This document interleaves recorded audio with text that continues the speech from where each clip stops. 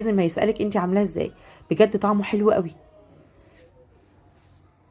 بصوا بقى قد ايه طريه بقى، والجبن كده بتشد جواها، وحاجه حلوه لازم تعمليها كده وتجربيها ان شاء الله، مش هتبطلي تعمليها بعد كده.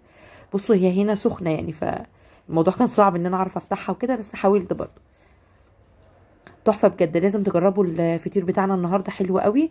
الوصفتين بجد احلى من بعض. بصوا الجمال بقى من بره ومن جوه. حلو قوي. يا ريت بقى اول لو يا ريت لو اول مره بتشوفيني، يا ريت تشتركي عندي وتفعلي الجرس على الكل. ولو عجبك الفيديو وان شاء الله هيعجبك، يا ريت تدعميني باللايك والكومنت الحلو اللي بيشجعنا نعمل كل جديد. بصوا الفطير وجماله يا جماعه، والله العظيم تحفه. ان شاء الله هيعجبكم وهتجربوا الوصفه القمر دي.